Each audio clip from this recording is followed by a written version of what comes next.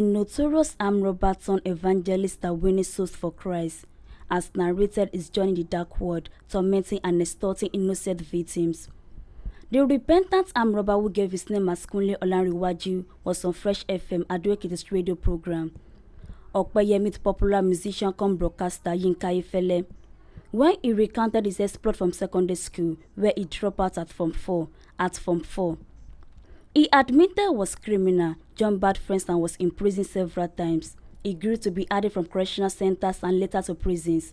After robbing many people in Ekiti and Ondo State of their cars and other personal possessions, he shared with Yinka Ayefele how he encountered God and turned an evangelist winning souls for God. Fún àǹfààní ẹ̀yin tí ẹ bá ń gbọ́ wa pàápàá jùlọ tí ẹ fẹ́ darapọ̀ mọ́ wa lórí Facebook àti wà lórí ìkànnì ayélujára ẹ darapọ̀ mọ́ wa Fresh FM Ado-Ekiti ní kẹ́ ẹ wá ẹ like ẹ tẹ́ bá ti like ẹ tán ẹ follow wa tẹ́ bá ti wá follow wa tán ẹ wá share program tẹ́ ń wò lọ́wọ́ ẹ share ní àìmọye ìgbà tó bá wù yín kí ọ̀pọ̀lọpọ̀ ó lè láǹfààní àti padà wò ẹ̀kọ́ ń bẹ nínú ẹ̀kọ́ ní tẹ́ fẹ́ gbọ́n rọ̀lẹ́ yìí gbáǹkọ́ gbè tún ni. Ẹ kí n kọ́kọ́ béèrè lọ́wọ́ àlejò mi wípé ṣé wọ́n fẹ́ kí n fi ojú wọn hàn dé ẹgbọ́n sà ẹ kúrọ̀lẹ́ ẹgbẹ́nu sí microphone náà. Yes sir. Ṣé ẹ fẹ́ kí gbogbo àgbáyé rójú yín àbẹ́ ẹ fẹ́ kán rójú yín? Mo fẹ́ gbogbo àgbáyé rójú mi náà. Ẹ fẹ́ kí gbogbo àgbáyé rójú yín? Ọ̀dà.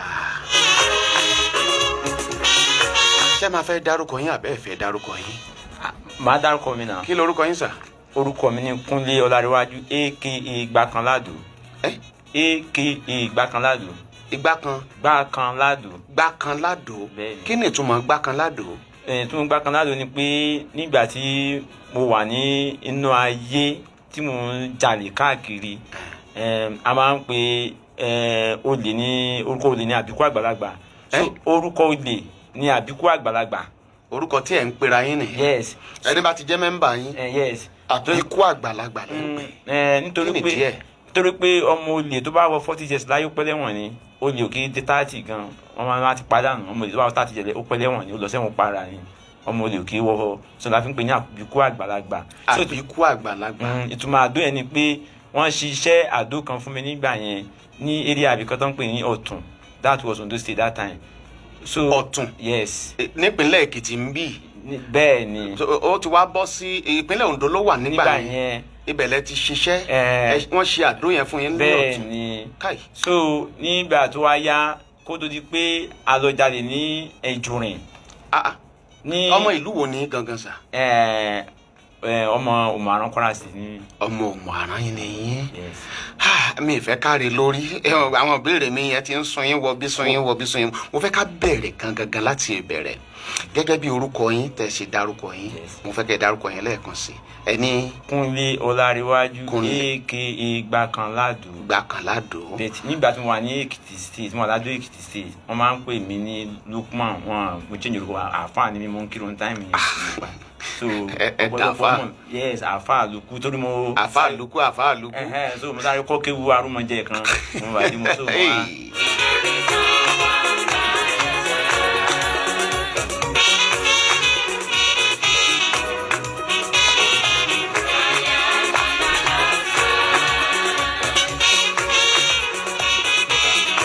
Àti máa ti ní àfáà ẹni náà àfáà náà. Ẹgbẹ́nu sí microphone yìí. Náà báwo ni ìrìn àjò yín ṣe bẹ̀rẹ̀? Níbo lẹ bá dé? Kí ló dé tí ẹ wá fi sọ pé tìyín tọ́pẹ́ ọ̀pẹ yẹ̀yìn níbi ọ̀rọ̀ dé dúró báyìí? Tí mo fi sọ pé ti tèmi tọ́pẹ́ ni pé ní wọ́n arrest mi ní 19 December 1990. On the Ẹ̀dùn December 19. 1990. Yeah ni. Náà kọ́kọ́ arrest yín. Fún case of armed robbery. Case of armed robbery. Ìgbà tẹ́ ń ṣàlàyé fún mi lẹ́ẹ̀kan ẹ mà ní bí 1984. Ìyẹn fún àwọn kò tí ṣe case armed robbery. Nígbà tí ẹ kọ́kọ́ fẹ́ bẹ̀rẹ̀ bí ọmọ tí ẹnu ò ká tí ẹnu òbí ò ká juvenile wàhálà pé iná fi kọ́kọ́ gbé yín ni wọ́n fi mú yín lẹ́fílẹ̀ pàdé olóògbé Fẹlá ẹgbẹ́nu sí microphone lẹ́fílẹ̀ pàdé Fẹlá Aníkúlápó ẹ sọ lérè fèé bí ìrìn àjò ti àárín ẹ̀ ṣe jẹ́ ìlú wo lẹ wà ńgbà náà tó wá gbé yín dé ibo lẹ pé ní Ìkòyí prison bẹ́ẹ̀ni ọmọ 17 years. yes 1984. kí ló ṣẹlẹ̀? tó ṣẹlẹ̀ ni pé mo tètè lọ sí school, so mi wá lọ léèwé mọ́, mi furthermore mo ń gbó kiri, mo ń ṣe kiri, àwọn ẹnu mi ò wá lé mọ́ pati. lọ lé mọ́? mi lọ lé mọ́. àwọn òbí mi wá kì mí gbà, ó di Aláùsá ní Ìkẹjà. wọ́n á di Aláùsá ní Ìkẹjà, wọ́n bá gbé mi, ó di court 7 juvenile court Ìkẹjà. màmá court 7? yes, ní juvenile court ní Ìkẹjà. ìgbà tó máa dé Ìkẹjà, wọ́n bá gbé mi wúrú, ó di Ìkòyí prison wọ̀. ìgbà tó máa dé Ìkòyí prison, mo pàdé late Fẹlá Aníkúlápó Kútì. we wà ní the same cell together. ẹ wà ní the same cell pẹ̀lú Fẹlá? yes. so àwọn ọmọ kékeré táwa lọ́dọ̀ ẹ̀, àwa nìkan ló máa ń bá ṣeré, gbogbo àwọn àgbàlagbà yẹn wọ́n ń yàbù wọn ni. nígbà yẹn tí Dr. Olúṣọlá kì í tó náà rẹ̀ sí wọn náà tó bá ń kọjá lẹ́gbẹ̀ẹ́ wíńdò wa, Fẹlá bá ti pariwo ó lé àwa béèrè lọ́wọ́ ẹ̀ pé kí ló dé tó ń pariwo lé Dr. Olúṣọlá Sàkí lórí nígbà yẹn tó náà rẹ̀ sí wọn náà nígbà yẹn ni jágbọ́n rẹ̀ sí everybody wọn. a ní torí pé olè ni wọ́n àwọn. ẹ bá tiẹ̀ jẹ́ ká lọ bẹ̀ ibẹ̀ yẹn ò kàn wá, ibi ọ̀rọ̀ ìgbésí ayé yín ló kàn wá. now ìgbà tí wọ́n wá gbé wa kúrò níbẹ̀ yẹn, wọ́n wá gbé wa lọ sí Adígbẹ́ ní Abẹ́òkúta. ìgbà tá a máa dé Adígbẹ́ ní Abẹ́òkúta, wọ́n ti wúrú tó jà sáwọn ará yàrá 36 of us, ó bá di 36 ní wa àwọn ọmọ kéékèèké. tẹ́ jẹ́ bí 17 years. yes. wọ́n bá gbé wa, ó di Kaduna. a máa dé Kaduna, wọ́n gbé wa lọ sí Bosta. ẹ̀sùn wo náà kí ni ẹ̀sùn kan fi kàn yín? ẹ̀sùn náà fi kàn wá ní beyond parent control. beyond parent control ní ẹ̀sùn tán fi kàn yín, ni wọ́n fi gbé yín lọ sí Kirikiri Ìkòyí prison. bẹ́ẹ̀ni. láti Ìkòyí prison wọ́n gbé yín wá sí Abẹ́òkúta. Ládìgbẹ́. lórí ẹ̀ ṣé wọ́n ṣàyín sẹ́wọ̀n ni àbí? wọ́n sá wa sí ẹ̀wọ̀n tó máa fún ẹni pé o ò ní lọ sí prison direct, wọ́n á gbé lọ sí open prison ní Kaduna Bosta. lẹ́wọ̀ àlẹ́gbẹ̀ẹ́ open prison Bosta ni wọ́n ń pè bẹ̀yẹn, di olé wọn ta ní Nàìjíríà nìyẹn. bẹ́ẹ̀ ni wọ́n kó àwọn ọmọ kéékèèké sí. so from that. níbẹ̀ ṣé wọ́n máa ń tún ayé àwọn ọmọ kéékèèké ṣe ń bẹ̀ nàbí kí ni àwọn nǹkan tí wọ́n ń ṣe fún àwọn ọmọ kéékèèké tí wọ́n bá kó? wàá kọ́ṣẹ́ tó bá fẹ́ ẹsẹ́ pẹ̀ṣẹ́ tó fẹ́ máa jà wá máa jà, tó bá pé bọ́ọ̀lù tó fẹ́ máa gbà wá máa gbà, nǹkan tó bá máa ṣe gbogbo ẹ̀ náà ní instructor fún tó ń instruct fún anybody, bet most of the 75% of us wá kó ń bẹ̀ ìgbà ló máa wà á dín sí. ẹni most of them tó bá ti kúrò ń bẹ̀. yes àwa á dín àyà ti le. ọkàn wọn àti ìgbà yẹn náà máa ń burú jù. bẹ́ẹ̀ni. mo rò pé correctional center náà pé bẹ̀ pé ibi tí wọ́n ti ń tún ayé wọn ṣe. irọ́ ni o, ó máa jẹ́ kó máa burú tí ọmọ tí Ọlọ́run bá ní ṣe kí ó máa jẹ́ kó burú sí ni. so ó ti ń bọ́ sí àbíkú àgbàlagbà nìyẹn tó bá máa dé gbòòrò. nígbà tẹ́ máa kúrò ní Kaduna ńkọ́? ìgbà tí máa kúrò ní Kaduna, so mo wá. ṣé bẹ̀lẹ̀ ti parí service? bẹ́ẹ̀ wọ́n fún mi ní 4 years wá fi lò 3 years kàlẹ́ńdà wá fi kọ́ṣẹ́ open prison níbẹ̀ wọ́n kí wá sọ ẹ̀wọ̀n bẹ̀tẹ̀ àwọn wọ́dà tán sọ yín bẹ́ẹ̀ wọ́n máa wọ white and green wọ́n gbọ́dọ̀ wọ aṣọ wọ́dà tán a máa ń pè wọ́n ní instructor. so open níbẹ̀ ó dàbí hostel bẹ̀tẹ̀ onímọ̀ sí ń guide bẹ̀ ẹlòmíì máa escape bẹ̀tẹ̀ tó máa mú tó bá escape wọ́n á ṣe ní wọ́n lọ tì mọ́ back cell. so bóyá ọmọ mu gbó tó máa gbóòórùn gbó lẹ́nu àbí sìgá máa fún ní 50 latches. wọ́n lè mọ̀ pé wọ́n kọ́ ní tọ́sọ́rì nìyẹn. bí ọmọ kékeré wọ́n kọ́ ní agbègbè kọ́ máa hùwà bẹ́ẹ̀ mọ́. tó máa ní sìgá lọ́ọ̀rì wọ́n á ní ẹ lọ tì mọ́ back cell. alọ́mọ́sá sí ń ná yẹn bẹ́ẹ̀ ló ṣe wá ádà sí ó wà ádìn sí ni. so nínà tán náà wọn ló ń jẹ́ kán lágbára sí i ló ń jẹ́ kán burú sí i. yes wọ́n fọgbọ́n kọ ní tọ́sọ́rìn yẹn so wọ́n á fi kébù wáyà kọ ẹlòmíì zebra pé aziz pé bí wọ́n ti bá fi kọ́ yẹn tó bá tún jiná mọ́ wọ́n kọ́ ní bó ṣe máa receive torture tó bá kó come to crime yẹn. ń gbò lẹ kó ń Kaduna. so ìgbà tí mo kó ń Kaduna ní 1987 mo padà wá bá àwọn parent mi lẹ́kọ̀ọ́ ìgbà tí mo adé kò wọ́n ní kí n lọ sí police college Ìkẹjà. láti lọ ṣiṣẹ́ ọlọ́pàá. yes so mi tí wọ́n gbéra kúrò mbẹ́ báyìí mo kàn rí pé wọ́n ní Fẹlá ti ẹ̀wọ̀n dé Fẹlá tí mo ti máa ń rí. so ẹ lọ sí police college báyìí. mi ò lọ bí mo gbà tí mo pẹ́ pé Fẹlá ti ẹ̀wọ̀n dé wọ́n á ní kàn lọ sí. àwọn òbí yín fẹ́ kẹ́ lọ sí police college. bẹ́ẹ̀ni wọ́n á ní kàn lọ sí age mi ní time yẹn I was 21 wọ́n á ní 25 na need as a inspectorate ní time yẹn. ní time yẹn ní police college. yes so a jẹ́ pé ẹ tí tó ṣiṣẹ́ ọlọ́pàá. bẹ́ẹ̀ni wọ́n á ní kí àwọn parent mi lọ sí court kan lọ sí declaration of age fún mi ibi tí wọ́n ti ń try ti sìn yẹn èmi ti bá Fẹlá lọ. ẹ tún Stanley. yes mo Stanley mo Fẹlá. ẹ wá tẹ̀lé Fẹlá Mo wá tẹ̀lé torí Fẹlá. pé ẹ gbọ́ pé Fẹlá ti kò ní. ẹ̀wọ̀n tí gbogbo inú Ìkẹjà wọn ń ró gbùgbù mo ní ó ga. Ìkẹjà ń dùn gbà yẹn pé Fẹlá ti dé. Fẹlá ti dé ó wá bọ́ sí Tuesday ladies night ní alẹ́ ẹjọ́ yẹn. èwo ni ladies night. Tuesday ní ọjọ́ Tuesday ní Fẹlá máa ṣe ladies night. so èmi wá mo ṣe wá dé báyìí bó ṣe máa rí mi lọ́kàn báyìí Kúnlé ògbólógbò lẹ́wọ̀n bó ṣe sáyé pè mí nìyẹn wá ya ẹni bọ̀dọ̀ ni pé ọgbẹ́ tó ti mọ Fẹlá ọmọ kékeré yìí ó ti mọ Fẹlá. bó ṣe fi ọwọ́ kọ mi lọ́rùn nìyẹn àwọnú sínú ìgbà tó bẹ̀rẹ̀ show yẹ àwọnú shrine lọ ní Purple Street Ìkẹjà so àwọnú shrine lọ ìgbà tí show máa yẹn láàárọ̀ mi ò lọlé mọ́. ẹ tún lọlé mọ́. mi ò lọlé mọ́. ẹ jókòó sọ́dọ̀ Fẹlá. mi jókòó sọ́dọ̀ Fẹlá. ẹ máa fọ̀rọ̀ yín bọ̀. so ìgbà tí mo wá jókòó sọ́dọ̀ Fẹlá yẹn mo rí pé go no go come no come mo ti kó gánga àwọn ẹ̀rọ pé ibẹ̀ yẹn mo ti kọ́ṣẹ́ olè mo ti mọ̀ sí yà ní ìgbà tó mo wà ń bóstà yẹn. èwo ni bóstà. ibi tí mo kọ́kọ́ lọ ń Kaduna. ok níbi tán ti bí ìgbà tán níbi tán kọ́kọ́ ràn yín lọ bí correctional center. ibẹ̀ tán ti kọ́ yín ní. bọ́n ṣe ń yọ àpò. ta ló kọ́ yín. àwọn tí mo bá ń bẹ̀ tó jọ́ mi kó níbi tí tèmi tó yẹ pé àwọn náà máa ń yọ àpò náà máa ń yọ gbòòrò tí wọn lọ pẹ́rẹ́ǹtì wọn fi gbé wọn wá. ibẹ̀ yẹn lẹ ti kọ́ṣẹ́ àpò yìí yọ. bẹ́ẹ̀ni so ìgbà tí máa kúrò ń bẹ̀ wúrúwúrú mo bá ní kéèsì ní Ìlọrin. irú kéèsì wo lẹ ní Ìlọrin. kéèsì lọ tí mo ní Ìlọrin wọ́n ní mo kàn lọ jalè kúẹ́kúẹ́ lọ fọ́lé kọ́lé má sì gbé mi nìyẹn ó di Ìlọrin. èwo ló lè kúẹ́kúẹ́. ó lè kúẹ́kúẹ́ ni pé kó ra fọ́lé. ìyẹn ló lè kúẹ́kúẹ́. kẹ́ ẹ fọ́lé ló lè kúẹ́kúẹ́. ó lè kúẹ́kúẹ́ ni. ìgbà tẹ́ ń wọlé bọ̀ mú ń ṣàkíyèsí ẹsẹ̀ yín ẹni àjẹsára burúkú kan tó jẹ́ pé ìbọn ò lè ràn yín. bó ṣe ń bọ̀ náà nìyẹn mo ń bọ̀ níbẹ̀. ojú ló ń kàn mí.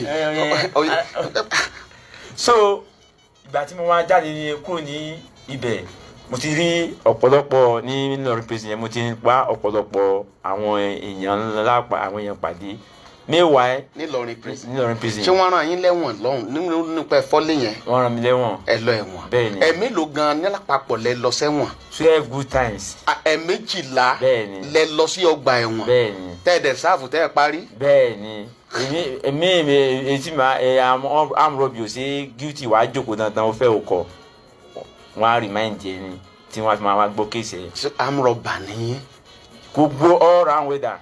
all round weather. bẹ́ẹ̀ni ìgbà tẹ́ ẹ̀ ń sọ̀rọ̀ fún mi lẹ́ẹ̀kan ẹni fíìmù yẹn ẹni fíìmù. à ń wọnú fíìmù lọ tààrà ní báyìí náà ni. iṣẹ́ yín yẹn lẹ ń pè ní fíìmù. bẹ́ẹ̀ni.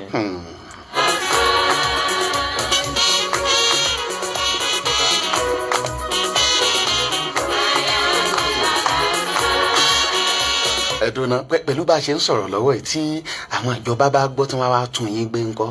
kán máa bọ ìgbà tí mo ní skeleton nǹkan mọ́ mo ti sáàbù gbogbo ìjẹ́bọ́mọ́ tí mò ń sọ mo wà ọdún form 4 drop out ní mi ò bẹ̀ tí mo mọ tí mò ń sọ mo dẹ̀ mọ tí mo dẹ̀ mọ. form 4 drop out. yes nìyí. bẹ́ẹ̀ni body now sì nígbà yẹn tó ní ọjọ́ kókó ní mi lágbà tí mo kọ́ fún ọ̀sìn kíláà pé màá wá pé body now mo lọ primary. ẹ dúró àwọn ẹlẹ́dìgunjalè. bẹ́ẹ̀ni. ẹ kọ́kọ́ fọ́lé. bẹ́ẹ̀ni. ìgbà tẹ́ ẹ fọ́lé létà ẹ máa ń lọ sójú títì.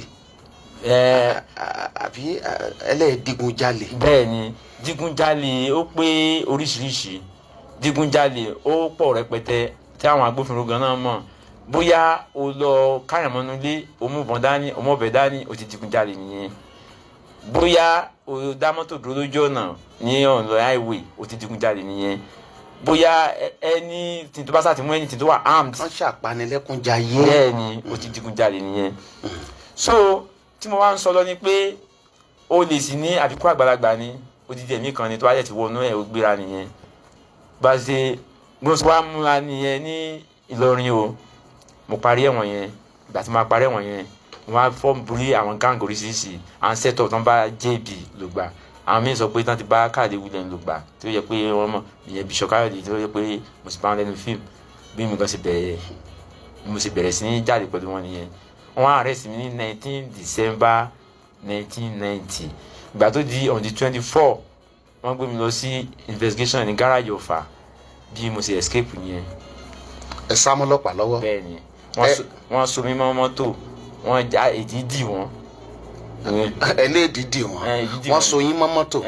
wọ́n so mi mọ́ mọ́tò èdè dì wọ́n wọ́n jáde síta wọ́n lọ fẹ́ lọ mú arrest wọ́n fẹ́ lọ apprehend àwọn tó kù níbi tí wọ́n wà so mo láti àwọn wọ́n ṣe fílẹ̀. àwọn ọlọ́pàá ọ̀fà máa ń gbọ́ wà lọ́wọ́ ṣé wọ́n lè tún yín mú báyìí. Wọ́n lè tún mo ti ṣe gbogbo ẹ̀ ó ti kọjá àwọn. ẹ̀ṣẹ̀ wọn ìyẹn náà. ṣé yẹn. ẹ lọ gbé. mo lọ gbé. ẹ lọ gbé. àsìkò ológun ni láti mú èèyàn gbà yẹn fún kí ni àsìkò ológun ni wọ́n máa kílẹ̀ èèyàn ni wọ́n lè tún. so ìgbà tí ẹ lè dídì wọ́n gbé yín sẹ́yìn pick-up. nínú pick-up gan níwájú ẹ̀. síwájú pick-up. bẹ́ẹ̀ni bó o lẹ ṣe wá. wọ́n á fi handcuff di wọ́n fi handcuff mi kalẹ̀ sínú mọ́tò wọ́n wá jáde bí wọ́n ti wá jáde. wọ́n á kọ̀ fi yín sínú mọ́tò. bẹ́ẹ̀ni wọ́n wá fẹ́ lọ apprehend wọ́n fẹ́ lọ arrest àwọn. bẹ́ẹ̀ni wọ́n wá jáde síta wọ́n wá jáde báyìí wọ́n wá ní pé wọ́n á lo gẹ́gẹ́ bí wọ́n ṣe àpètò ìgbà yẹn ìṣẹ́jú kò sílé aláàfáà ilé babaláwo tí mi ò tẹ̀ kì í lọ pẹ̀lú gbogbo ẹ̀ sá mi ò sọ pé àdúrà ló gbà mi ò sọ pé àdúrà kan ló gbà mi ò ṣe tú handcuff yẹn tí mo máa bọ́ọ̀lẹ̀ mo ṣe escape yẹn mi wá sí sáìdì Kwara mi wá bẹ̀ sí ń jẹ sáìdì Ondo State dẹ́n. ẹ̀ ń jẹ sáìdì Ondo State ẹ̀ ń jẹ sáìdì Ondo State. bẹ́ẹ̀ni so bàbá wá sí Ondo State ní táìmù yẹn Ọ̀tún Ìjẹ̀rò Arámọkọ Ìpòtì Ìgèdè Ìyìn Ìlúmọ̀ọ́ba kí náà ń pe ìlú ajá ń pe Ìgbìmọ̀ Ìrè àṣẹbẹ̀ sí. gbogbo bẹ̀yẹn lẹ ti ń dà wọ́n láàmú. pátápátá èmi náà máa ń pè ní Àfàlùkù nígbà tí mo wà ládó Èkìtì. so àwọn ará Adó mọ̀ yín dáadáa báyìí. Àfàlùkù. bẹ́ẹ̀ ni akọ̀yìn sí tí wọ́n rà akọ̀yìn sí wọ́n mọ̀ mí wọ́n àmọ́ original mi Lùkù náà mọ̀ mí sí. wọ́n mọ̀ pé ó lè ní. wọ́n mọ̀ pé ọ̀gá ìyá olè tó ń pè ní ìnàkí olè. ìnàkí olè ní ládùn bíi wọ́n dá yín mọ̀ dáadáa. Àfàlùkù. bẹ́ẹ̀ ni alfa. so ní ìgbà tí mo wà níbẹ̀ mo kọ́ fèsì kéèsì yẹn ní kéèsì Jùrìn wọ́n arrest mi lọ sí Ìjẹ̀rò wọ́n lọ try mi ní Ìjẹ̀rò court àtún escape ní Ìjẹ̀rò. báwo lẹ ṣe escape ní Ìjẹ̀rò.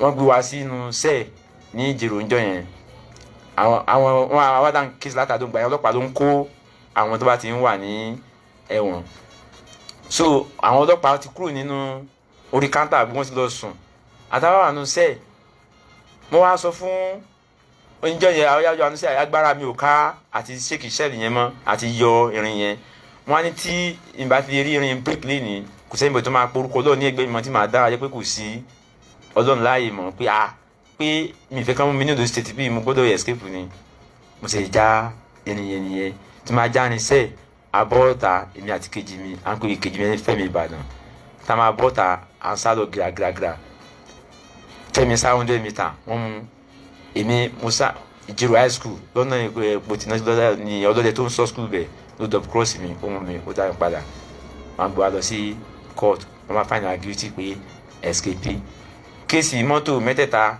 Aláàjì Iyọ̀ lónìí yẹn ń Jùrìn Aláàjì Iyọ̀ àbúrò ẹ̀ Túndé ó ní mọ́tò kan ó di méjì Aláàjì Iyọ̀ ó ní mọ́tò méjì gbà tí à ń sá lọ ta dé Ọ̀tún apáàkì mọ́lẹ̀ wọ́n sá àwọn márùn-ún ajáde àwọn tó kù wa tán lọ ní àwọn márùn-ún mẹ́ta tó escape wọ́n pa kan síbi ojú kan ní Ọ̀tún nígbà tán escape lọ àwọn méjì tó kù tán lọ kátàlódé àwọn ọlọ́pàá náà ti pa wọ́n wá rí àwọn méjì mú ní Ọ̀tún yẹn wọ́n wá dá wọn padà sí Ìjẹ̀rò torí police station Ọ̀tún kò ní gbà dúró ó sọ pé ẹ̀rù ń bà wọ́n police station Ìjẹ̀rò Ìpòtì wọn lè gbà dúró ní ẹ̀rù ń bà wọ́n wọ́n wá gbé wa ó di Ìjẹ̀rò ló wá làwọn sí sáré wá take over nọ́mbẹ̀ sí ní try case yẹn àná dé báyìí wọ́n fún case mọ́tò yẹn wọ́n fún wa ní 2 years or 2005 ní time yẹn wọ́n ní ká ẹ san 2,500 naira àbí ká ẹ ṣe ẹ̀wọ̀n 2 years. yes so fún escape. Ìjẹ̀rò náà ti ṣe kéèsì nígbà yẹn.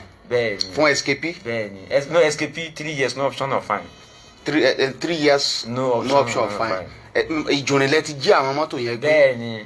ẹ sì mọ àwọn tó ní mọ́tò yẹn. Aláàjì Iyọ̀ ni tí ó bá yẹ wà láyé rẹ̀ police station kóòtù wà lójú oró lọ́nà táwọn lọ sí ẹlẹ́wọ̀rẹ́ àbíkẹ́ náà ń pè bí kóòtù yẹn náà ń gbé wa lọ má ṣe kọ̀ tó wá mẹ́ náà ń kó wa lọ ní táìmù yẹn.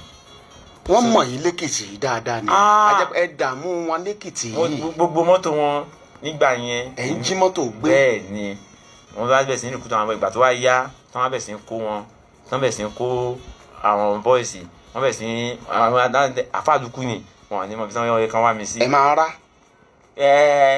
mi ọlọ́run náà ni.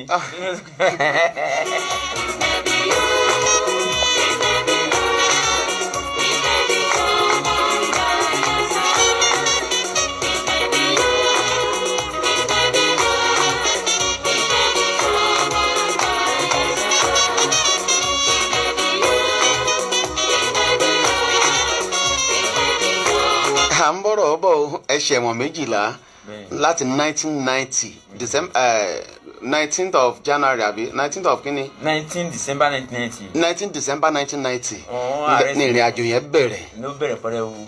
ẹ súnmọ́ microphone yẹn dáadáa. ìrìn àjò yẹn bẹ̀rẹ̀ nígbà tán kọ́ arrest mi fún case of armed robbery tí mo escape. Okay. mo lò 4 days on the 19 arrest mi on the 24 eve wọ́n gbé mi lọ sí investigation ní garage Ọ̀fà.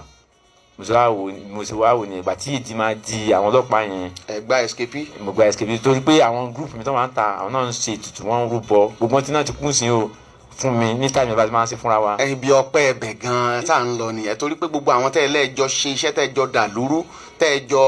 pátápátá. ẹni gbogbo wọn ló ti fẹ́ẹ̀ kú tán. bẹ́ẹ̀ ni. ẹ̀yin nìkan lọ́lọ́run dá sí. bẹ́ẹ̀ ni. ẹ wá ti wá di evangelist. bẹ́ẹ̀ ni. a jẹ́ pé ẹni àjẹ́ bá pa jẹ tiẹ̀ ló gbé ẹni amrọ̀bà bá ti pa tiẹ̀ ló gbé ṣùgbọ́n ẹsẹ̀ yìí ibo ló ti ṣẹlẹ̀ ẹni wọ́n yìnyín ń bọn wọ́n yìnyín ń bọn títí ìbọn ò ràn yín ẹni wọ́n wá gbé òkúta wọ́n fọ́ gbogbo ẹsẹ̀ yìí lẹ́sẹ̀ ṣe rí bó ṣe rí. bẹ́ẹ̀ ni ní Ẹgbẹ́dá ní Ọ̀yọ́ State wa ní Ìbàdàn wa níbàdàn lọ́hùn. bẹ́ẹ̀ ni lólúwo kí lẹ ṣe. nǹkan tó ṣẹlẹ̀ ní ọjọ́ yẹn ni pé ní ọ̀sán ọjọ́ yẹn nìkan bí aago kan ọ̀sán a bọ́ sí gbòòrò a fẹ́ lọ rọ́ọ̀bù ilé epo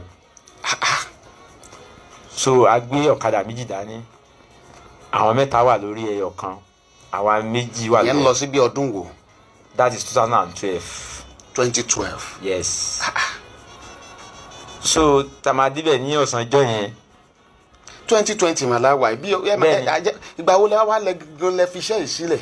2016 ní ọpọlọpọ Stone Church ní àwọn ni wọ́n plead bí mo ṣe jáde kó ní praise àwọn ẹ̀dá ń take care mi títí ìsìn àwọn náà ọpọlọpọ Stone Church Mọ́kọ́lá. Stone Church nìbàdàn lọ́hùn nìyẹn àwọn ni Ọlọ́run lò láti gbà lẹ́wọ̀n ẹlẹ́ẹ̀kejìlá àtìgbà yẹn náà ti wá rehabilitate yín ni wọ́n jẹ́ kẹ́ ẹ padà sẹ́nu iṣẹ́ yẹn ṣùgbọ́n lẹ́ẹ̀kọ̀ọ̀kan iṣẹ́ yẹn tún máa ń wù yín téèyàn bá ní kọ́bọ̀ ní change lọ́wọ́ látàbí kéèyàn ó padà. ẹ ṣe gan-an olóòtú mo like yín fún béèrè tẹ béèrè yẹn sẹ́ni pé ẹni tí ò bá ní jẹ́ Christ tí ò bá ti wọ ní tòótọ́ tí ò bá ti ní Kristi ní tòótọ́ kò sí ni kò ní ó máa fẹ́ padà ó máa fẹ́ gbọ̀n gẹ̀gẹ́. tó o máa ṣe yín bẹ́ẹ̀ lẹ́ẹ̀kọ̀ọ̀kan bíi pé.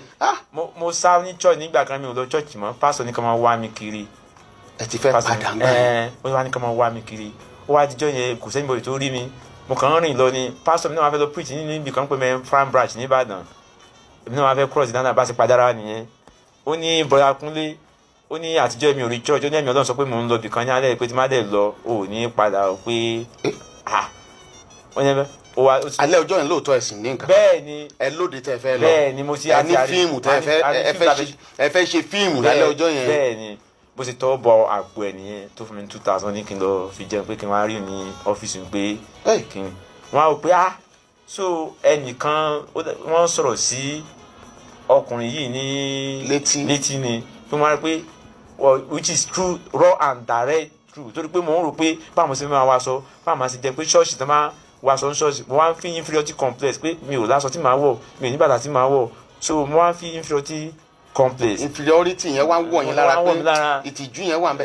ìjẹlẹ níyàwó. ìgbà tí mo lọ rọ́bì àkọ́kọ́ ní Ìbàdàn bíi kí n tó dé ìyàwó mi ti kú gẹ́gẹ́ bí bèèzì sọ pé Jeremiah 17:11 pé ẹni bá ń jalè pé ní òjijì yóò fi nǹkan tó bí àparò ṣe ń sàgbà lórí ẹyin tí kì í yé ẹyin pé ní òye ọjọ́ ayé ló yóò filẹ̀ ní òjijì ní agbègbè ayé ẹyin so ọ̀rọ̀ Jeremiah 17:11 nìyẹn ó ní proverb ìwéwé ó ní àkígan olè tó bá ń jalè ó ní tí wọ́n bá bà á ó ní yóò san ní ìpolọ́pọ̀ méje gbogbo nǹkan rẹ̀ ní òfin ní sí so pé ó fi lè agbede méjì yẹn kémi tó dé kí n tó parí kinní yẹn ìyàwó ti kú ọmọ ti kú. ẹ ti bímọ. God the glory kí n tó ti prison dé ní 6 years 2 months tí mo kọ́ lọ prison àkọ́kọ́ ní Ìbàdàn nílùú Ìbàdàn gbogbo everything ti perish. àtọmọ everything àtìyàwó gbogbo ẹ parun. gbogbo ẹ parun bẹ́ẹ̀ bẹ́ẹ̀ gbélé wọ́n á sọ pé ṣé mi ò like obìnrin mi ò lówó tí mo máa fi mẹ́tò. so dèsìn ẹ lọ́mọ ẹ jẹ́ kí n béèrè ìbéèrè kan tó máa kà yín láyà o ǹjẹ́ lẹ tẹ́ bá ń ṣe fíìmù bẹ́ẹ̀ ǹjẹ́ lẹ kéèyàn ó kàn pààyàn rí nǹkan ǹjẹ́ lẹ pààyàn rí. nígbà tí mo fi escape lọ́wọ́ àwọn ọlọ́pàá nígbà yẹn mo sá lọ bá ìyá mi wá mi lọ sílùú kan ń pè ní Sàpà. ṣé màmá yín mọ̀ pé ń jalè. nígbà yẹn ó mọ̀ ìgbà tí kò ní sọ́sọ́ mọ́ ìgbà tí ó. àjẹ́ pé ẹ̀ ń tọ́jú ìyá pẹ̀lú owó tẹ́ bá rí ní ìyá mi ní owó nígbà yẹn kò fi ń gbà kankan mo kàn lọ sábà ni mo ti escape lọ́wọ́ ọlọ́pàá máa pa mí ó ní wọn lè pa ẹ̀ pé èso pààyàn ni. ẹ̀dùn màmá yín mọ̀ pé ń jalè. bẹ́ẹ̀ ni. kí wọ́n wá ṣe lórí ọ̀rọ̀ yín. nígbà yẹn ó wá gbé mi lọ ìgbà tí mo sọ pé wọ́n fẹ́ pa mí pé mo ti escape lọ́wọ́ ọlọ́pàá ó wá gbé mi lọ bá bàbá kan ní ìlú kékeré kan Sàpà Kwara State bàbá yẹn wá ṣe ògùn fún mi pé wọn ò ní mú mi ibẹ̀ tí má ti ṣúté mi. ó jẹ́ pé gbígbà kún màmá yín mà support yín mà ní ẹ fúnṣẹ́ tẹ̀ ń ṣe. ó rí i pé kò sí owó ètò lè ṣe mọ́ dípò máa ẹ kọ́kọ́ tẹ̀ mí nínú pé ṣé ẹ pààyàn níbi tí ẹ lọ láàsì mo ní àpààyàn ó ní tó bá ti pààyàn wọn ò mú ẹ pé torí ẹ̀jẹ̀ tíkà ẹni yẹn pé ẹ̀jẹ̀ tíkà kó máa mú ẹ mo ní irọ́ mo ní àpààyàn. bẹ́ẹ̀ sì pààyàn. ó wá ní ṣe bí òun ló ń bí mi ó wá tún tì mí nínú pé kẹ́ ẹ jẹ́wọ́ fóun wọn á lọ bẹ̀ kẹ́tí wọ́n wá sí ní bàbá tó ṣiṣẹ́ fún mi mo tún padà lọ gbére bàbá yẹn. Bàbá tó ṣiṣẹ́ yẹn fún yín kí lẹ lọ béèrè ẹ̀ fún. èrè mo lọ gbé èrè sanwó. èrè bàbá yẹn ẹ jí gbé. bẹ́ẹ̀ ni. kí ló dé kí lẹ fẹ́ fi ṣe. mo kàn wo ni ẹ̀mí yẹn kàn wọnú mi ni pé èrè gan pé àwọn náà kí ni eléyìí náà owó ni bàtà dédé èrè àwa mẹ́tẹ̀ẹ̀ta kọ́ ń gun àwa mẹ́tẹ̀ẹ̀ta débẹ̀ wọ́n ní Ọlọ́run fẹ́ ká máa bọ́ ẹ àwọn gbé ẹni àìní ẹ̀yìn àyájọ́ tí mo lò fún torí gbogbo à ń gbọ̀n nídìí èrè yẹn èrè Ṣàngó ńlá mo sì gbé yẹn mo da òkú inú ẹ̀ nù. òkú máa ń wà nínú agbárí kíni wọn agbárí náà máa ń pè agbá náà máa ń pè. ẹ wá da òkú ẹ láyà gan-an. nígbà tí mo wà nínú fíìmù ẹgbẹ́ mi tó bá láyà jù mí lọ. ẹ kàn sáà ń pè ní fíìmù. ìgbà tí mo wà nínú fíìmù ó yé mi. ẹgbẹ́ mi tó máa láyà jù mí lọ máa forí gbàgbọ́n ó máa forí gba ìgbọ̀n. kúnlé nígbà àfà lukú ládóńbí yìí.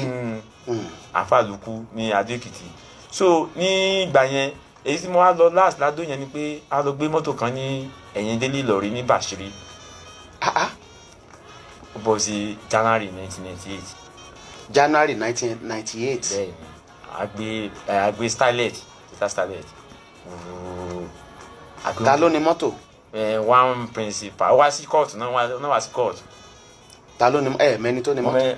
mẹ́ni tó ní bẹ́ẹ̀ ẹ̀ pé ó lè ò di. ẹ̀yin kàn rí Starlet lẹ́gbẹ̀ẹ́. bẹ́ẹ̀ni our face bàtà máa dé Òmùaran I escape pẹ̀lú. ẹ gbé mọ́tò ládó ẹ fèsì Òmùaran.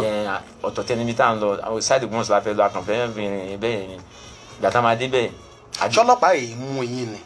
ọlọ́pàá tó fẹ́ mú mi ní roadblock ní ọjọ́ náà lọ mo lè believe mo gbàgbọ́ nípa kínní kan tí ẹsẹ̀ mi máa fi lè kan yẹ̀pẹ̀ ilẹ̀ tí máa fi lè fi 3 inches jù ẹ lọ wò lè mú mi mọ́. ṣé wọ́n ṣe yẹn fún yín náà ni. nígbà yẹn èyí tó wá dùn mí jù ń bẹ̀ ní ti màmá yín tẹ́ ní wọ́n mọ iṣẹ́ tẹ̀ ń ṣe tó sì jẹ́ pé wọ́n lè gbà yín kúrò ń bẹ̀ wọ́n lè bá yín sọ̀rọ̀ kẹ́ ẹ kúrò ń bẹ̀. ó gbìyànjú sí tiẹ̀ ṣùgbọ́n mi gbọ́ sílẹ̀ níbẹ̀ nǹkan tó jẹ́ kí n lọ sábà nígbà yẹn pé òun kò kiri mi lé ibẹ̀ tí mo rí pé gbàdí mo sá lọ́wọ́ àwọn ọlọ́pàá yẹn ìgboro ọ̀tí mọ́ mi wọ́n fẹ́ pa mí mo lọ bá ní pé ìyá wọn máa pa mí tó máa mọ́ mi torí àsìkò ológun ni kò sí waste time. ṣùgbọ́n ìgbẹ́ tí mo béèrè lọ́wọ́ yín náà ẹ ṣe ń yí mi sí pé ṣé bèsì mi ǹjẹ́ lẹ pààyàn rí. nǹkan tó ṣẹlẹ̀ ni pé ẹ rí ẹ tí mo lè fèsì yẹn direct báyìí but mo lè wà scared yín mi ò lè fèsì ní direct báyìí.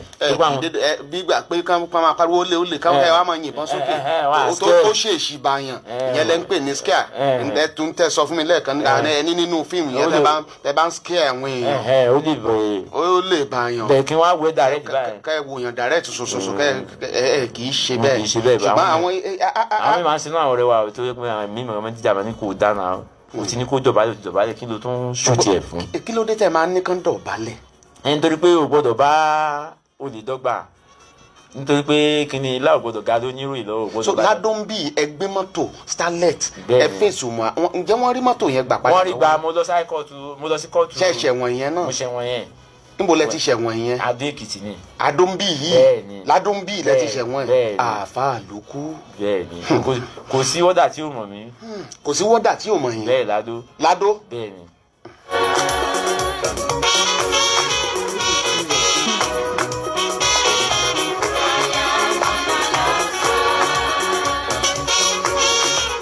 àfa àlùkù pásítọ̀ Kúnlé àbí. yes. ẹ ti di pásítọ̀ báyìí. bẹ́ẹ̀ ni sà. bó o lọ́nà ṣe wá gbà yín. bí Ọlọ́run ṣe gbà mí ni pé nígbà kan a wà nínú ọgbà ẹ̀wọ̀n ní Ìbàdàn lágòjì. Àgòdì nìbàdàn. riot wá ṣẹlẹ̀ gbà ni mo mọ̀ pé àwọn pé ọkùnrin kan ti kú sí à ń pè ní Ṣànpọ̀nná. ṣé Ṣànpọ̀nná Mọ́kọ́lá. Ṣànpọ̀nná ọ̀rẹ́ méjì Agugu. ok. OPC. ok Ṣànpọ̀nná ok. Kasim. Kezi. Kasim Bello. Kezi. so ìgbà tí riot wá ṣẹlẹ̀ tó wá bẹ̀ sí pa àwọn èèyàn bí ẹni pa ẹran wọn tó wá ti dárúkọ ìwà mọ́ ìgbà tó yá àwọn ọlọ́pàá jáde àwọn dábẹ̀ sí ń pààyàn ìgbà tí Ṣànpọ̀nná kan tó rí Ṣànpọ̀nná pa ń jọ yẹn mo lè cause mo ti kọ́ sára film script tí mo kọ́ tí mi ti rẹ̀ yáyé develop ká tó rí Ṣànpọ̀nná pa ń jọ yẹn Ṣànpọ̀nná ọ̀gá ní lọ́nà ọ̀run it's more than 30 minutes wọ́n sì yin wọn tí ì gẹ́ẹ̀tì ẹ̀. wọ́n ń yìnbọn fún wọn gẹ́ẹ̀tì ṣe. bẹ́ẹ̀ ni ó ṣe fi ojú direct ìbọn. ibi tó bá ti fi ojú sí báyìí pé kí ìbọn lọ nìbọn á lọ. bẹ́ẹ̀ ni eléyìí kò sí bóyá wọn. ọdún wo ni wọ́n pa Ṣànpọ̀nná. 2007 September 11. 2011. September riot tó ṣẹlẹ̀ lágòdì. mo kò sí pé wọ́n fi sọ mo life and direct ni mo ń sọ fún yín kò sí bóyá. ẹ máa sọ̀rọ̀ yín. so ẹ pé ẹlòmíì wọ́n á sọ pé òun gbọ́ wọ́n á sọ pé kínní. ẹ̀yin àti Ṣànpọ̀nná close. a close ọ̀rọ̀ ẹgbẹ́ tìmí olóòtú mọ́ gan a close gidi gan. a close gidi gan ọ̀rẹ́ mi pàdí mi gan ni ó máa ń sọ àṣírí fún mi gidi gan. àṣírí. bẹ́ẹ̀ ni. àṣírí tẹ̀yin ò gbọ́dọ̀ sọ. bẹ́ẹ̀ ni. àṣírí ìrìn àjò. bẹ́ẹ̀ ni. àṣírí bẹ́ẹ̀ ṣe lè rìn kọ́wọ́ má bà yín. bẹ́ẹ̀ ni. àṣírí bẹ́ẹ̀ ṣe lè fojú kọ̀ǹtró ọ̀tá. bẹ́ẹ̀ ni. kẹ́ ẹ yíjú ọ̀tún kọ́tá gbọ̀tún. bẹ́ẹ̀ ni. àṣírí. bẹ́ẹ̀ ni. so Ṣànpọ̀nná. àfa àlùkù. so ìgbà tí riot wá ṣẹlẹ̀ bẹ́ẹ̀ yẹn tán pa àwọn èèyàn lọ Controller General Adéoníyà kí ló dé Ògúndípẹ̀ ó ní kán lọ pa gbogbo àwọn tó jẹ́ ọ̀gá sẹ́yìn kọ̀ọ̀kan àti gbogbo àwọn kàkókàkó woman kan Deputy Controller General Dr. Mrs. Aigbe ó ní wá ó ní I'm ready in the yard in charge of operation Dr. Mrs. Aigbe pé kan stop kini fún ti wọn nu ọgbà woman yẹn ló jẹ́ kan stop kini. wọn bá pa yín jọ yẹn. ìjọ yẹn ni bá ti fi ilé ayé lẹ̀ so mo wá òpá ìgbà tí mo wá sùn ní òru mo wá rí dìmọ̀ nǹkan bàbá àgbàlagbà ó wà lórí ó wà lórí kẹ̀kẹ́ yẹn wíì ni ó wà white gbogbo ọwọ́ ẹ̀ báyìí white gbogbo ẹ̀ ti white ó ti wá ń jọ ó ti dàgbà gan-an. ṣé lójú àlá. lójú àlá. ok. ó wá ń bá mi sọ̀rọ̀ pé so mọ̀ pé òun mọ̀ọ́mọ̀ fi ẹ́ lẹ̀ kó ba lè lọ máa ròyìn fáwọn tó kù. wọ́n á rò pé ilé ò mọ tó ń sọ òun mọ̀ọ́mọ̀ fi ẹ́ lẹ̀ ni o kó ló máa ń lọ ròyìn fún àwọn tó kù. wọ́n á rò pé ó rí pé mi ò kọbi ara sọ mi ò ní sì sùn ìgbà tó yá ó dúró orí kẹ̀kẹ́ ló wà o àgbàlagbà ni òyìnbó ni gbogbo ohun ẹ̀ white funfun gbogbo ara ẹ ti hun jọ gbogbo orí kẹ̀kẹ́ tó wà gbogbo ẹ ti funfun white ẹ mọ kẹ̀kẹ́ tó máa ń lọ a máa ń wò ní fíìmù bíi kẹ̀kẹ́ ẹlẹ́ṣin yẹn bí irú ẹ̀ ló jókòó lé lórí mọ́ àgbà tàbí bàbá arúgbó yìí wáyà wá bẹ̀ sí ní wàásù fún mi pé kí n wò ó pé báyìí pé ayé is once nínú ìran yẹn wọ́n mú mi lọ mo rí àwọn èèyàn tán pọ̀ rẹpẹtẹ tí wọ́n ń lọ wọ́ pọ̀ gan-an mi lọ́sọ̀ fi yàn tán lọ wọ́n kí gbogbo wọn ṣe ń lọ yìí ó ní ayé nìyẹn onímọ̀ ṣe ń lọ yẹn bí wọ́n padà wáyé mi wọ́n. èmi gan mo rò pé mo wà include nínú wọn bẹ̀sì gbà tí mo dé ẹ̀dọ̀ náà bẹ̀rẹ̀ bàbá yẹn fa kínní yẹn bíi táyà bá faralẹ̀ gbì ó dá mi padà bẹ́ẹ̀ mo sì jí sí ojú ayé nìyẹn mo ní mo ń lálàá mo á pè mo lọ má bẹ̀ sí mi kọ́ lẹ́rẹ̀ pé yẹn òótọ́ mọ̀ ní sí ìbá ti lọ so thousands èèyàn wọ́n ti lọ. ló ti lọ tí bàbá yẹn ò bá fa táyà yẹn wálẹ̀ bóyá ìbá ti kọjá sọ́hùn. kò sí báyìí ìbá ti kọjá ni àìmọye ìgbà tí èmi àti yẹn á jọ lọ báyìí tí wọ́n á yan straight bullet gbà wọ́n á bọ́. àwọn wo náà dàbọn bò yín lẹ́sẹ̀ tí èyí tó wọlé. ní àwọn ẹgbẹ́ dá ní Olúwo ní 2012 ní Ìbàdàn. wọ́n dàbọn bò yín lẹ́sẹ̀. bẹ́ẹ̀ni. kí lẹ ṣe. a lọ rọ́ọ̀bù ilé epo lọ́sàn-án jọ yẹn ni ní nǹkan bíi 1 lọ́sàn-án. ilé epo wo nìyẹn nìbàdàn. ilé epo yẹn wà ní Olúwo ẹ̀mí ọ̀dà kan ti tà fún yẹn sí 2012 àwọn náà ilé epo yẹn wà Ìbàdàn ní 2012 by the right báyìí ẹ má dolúwo. nìbàdàn lọ́hùn. so gbàtà délé epo yẹn à ń ṣe everybody up gbogbo àwọn petrol àtẹ̀dá àtàwọn ìdọ̀bálẹ̀ àgbà gbogbo nǹkan tó wà ní ọwọ́ wọn ilé náà mọ́níjà à ń ṣe up ó yá ìwọ mọ́níjà dìkú lórí ìdọ̀bálẹ̀ tó wà fún wa ní owó la ní àti gba handset owó gba gbogbo nǹkan àti gba handset owó àti gba ó wá ní owó yẹn wà nínú safe ó yá tender fún wa bó ṣe gbé owó fún wa nínú safe yẹn ká tó dé ta àwọn OPC yẹn ti. OPC náà ló ń ṣọ́ bẹ́ẹ̀. wọ́n wá láti ìgboro wọ́n ti pọ̀ ní wájú ta wọ́n ti dúró dè yín. wọ́n ti dúró dè wá so ẹni tí ó gbé mi wá ó ti gbé machine ó ti sá lọ. ẹ̀yin mélòó lẹ lọ ṣiṣẹ́? àwa 5 lẹ lọ ṣiṣẹ́ yẹn. bẹ́ẹ̀ ni.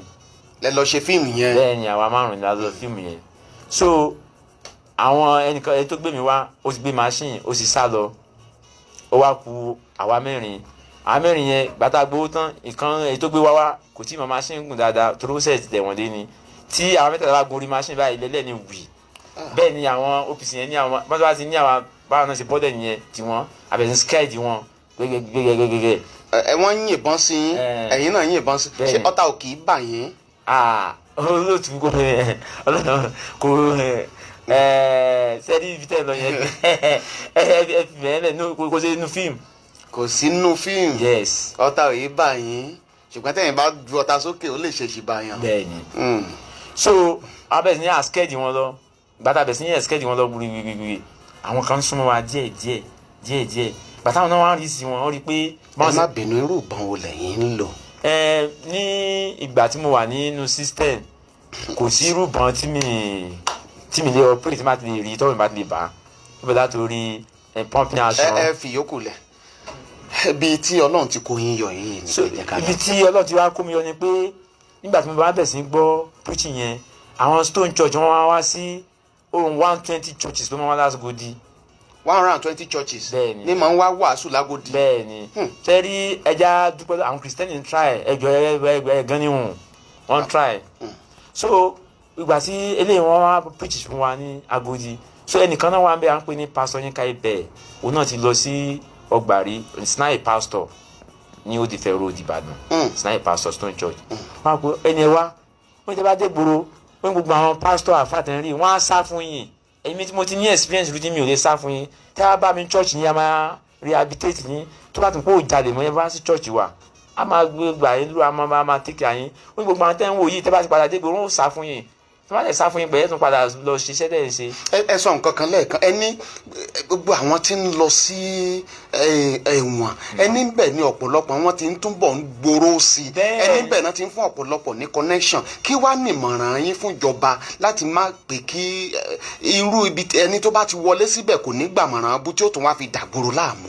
ẹ rí ìjọba Nàìjíríà kọ́ńtì jẹ́ kọ́ńtì tó yẹ pé kò ní ètò tó bá ní ètò ni kò sí pé kò yẹ ká mọ̀ pé àwọn tí wọ́n ti jẹ̀bi pọ̀ mọ́ àwọn tó ti jẹ̀bi. ok àtẹni tó ti jẹ̀bi o àtẹni tí ò tí jẹ̀bi tí ẹjọ́ táwọn tí ìdájọ́ wọn á kó yín papọ̀. á kó apapọ̀. ibẹ̀lẹ̀ ti máa fọ̀rọ̀ jomitoro ọ̀rọ̀ kí ló gbé wọ débí bó ló ṣe escape. àmì mistake ló ṣe you try as an error you try again next time báyìí wàá ṣe ṣe.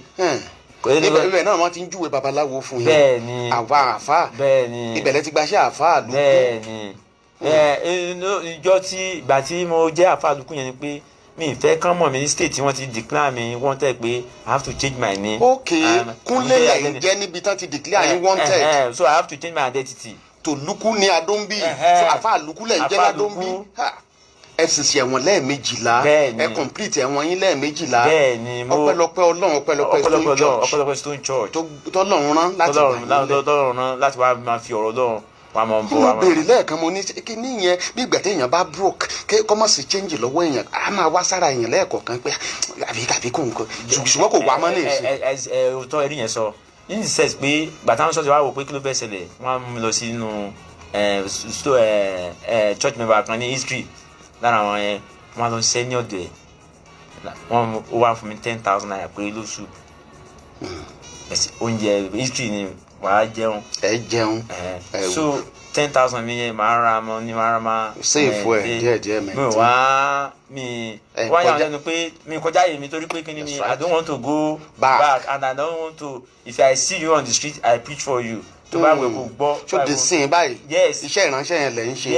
ẹ ti wá gba Ọlọ́run gbọ́ báyìí. yes ẹ sì ti dá májẹ̀mú pẹ̀ ní padà sẹ́yìn. torí mo wò pé gbogbo ọdún wo mo ti ṣe ọdún gbòòrò gbẹ̀yìn.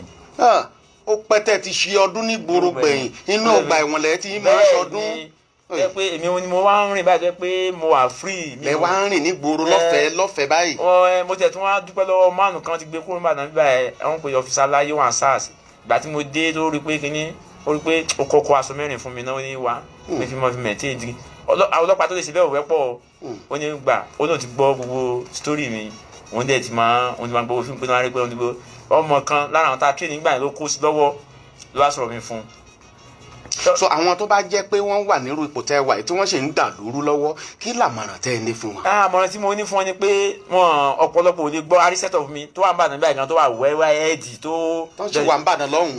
bẹ́ẹ̀ tó wà ń bàdàn lọ́hùn tó wà ẹ̀wá ẹ̀ẹ́dì tán nílé tán nípọn tán. nígbà tẹ́ wà ládó ń bí àwọn bọ́ọ̀sì ládó ń kọ́. àwọn bọ́ọ̀sì ládó ni pé Ọlọ́run ní máa ṣàánú mi àwọn tí mo ti rùkú tí mo ti recruit ládó lé. yes tí mo initiate wọ́n ládó ń bí. bẹ́ẹ̀ ni Ọlọ́run jọ̀ọ́ ṣàánú wa. àwọn tí mo initiate pọ̀ rẹpẹtẹ táwọn náà ti initiate èèyàn. wọ́n dẹ̀ mọ̀ yín wọ́n dá yín mọ̀ báyìí.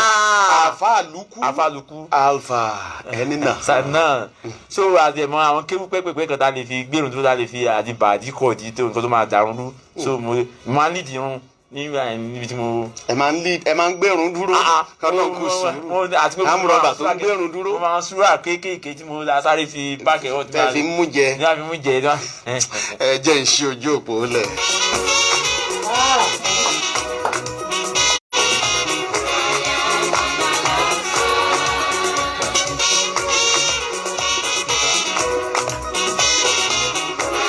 hello ẹ kúrò lẹ́ o.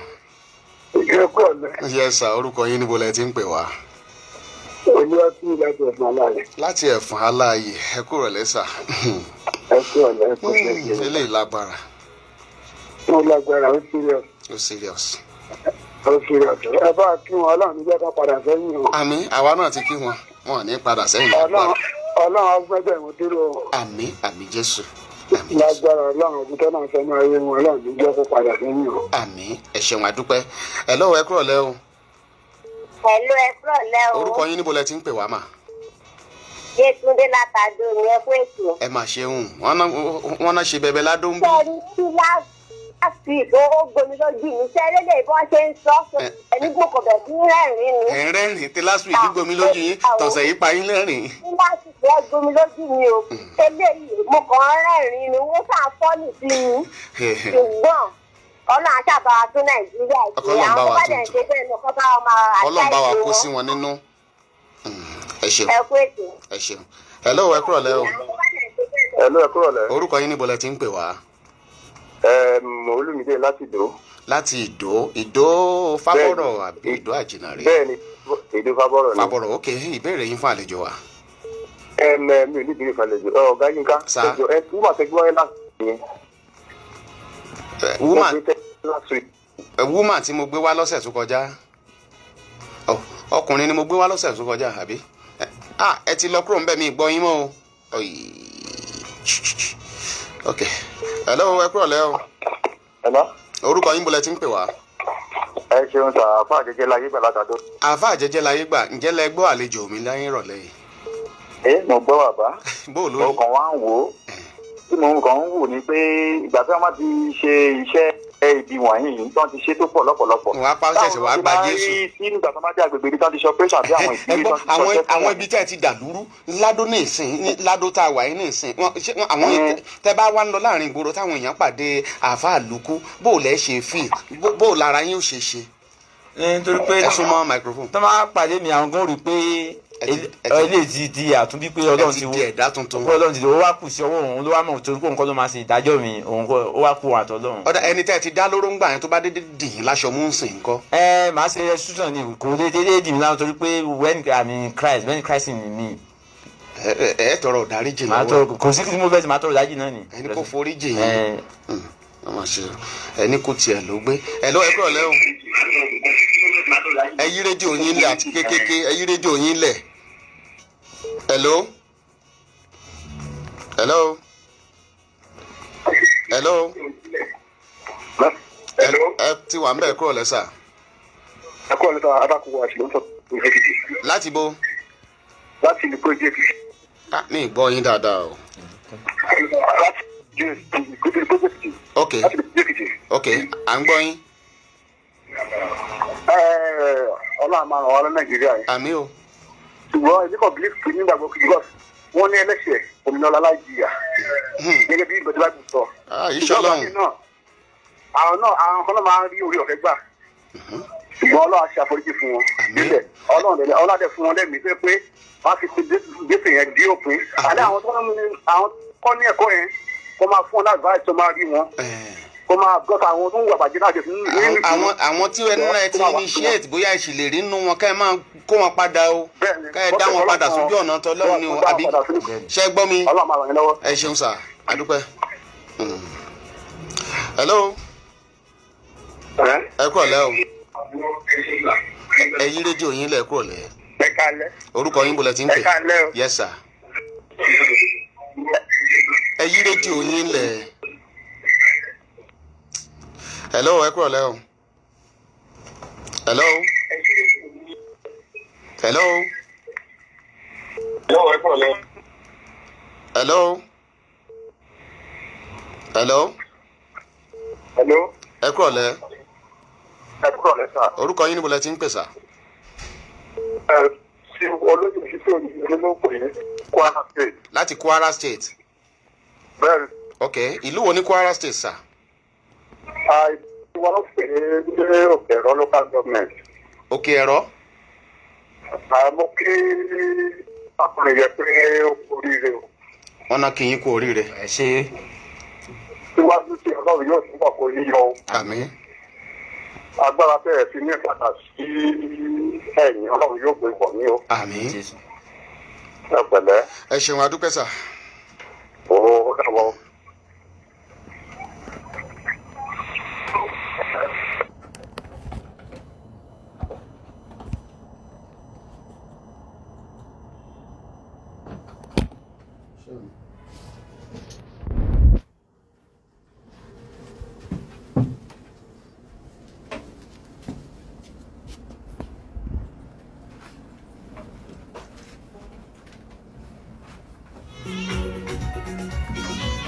ọjọ́ ti lọ àsìkò wa ti lọ ẹ má bínú o bá ṣe sí i lọ́dọ̀ yín ó ṣe sí i lọ́dọ̀ tiwa náà ń gbé Ọlọ́run bá wa tún gbogbo ẹ̀ ṣe.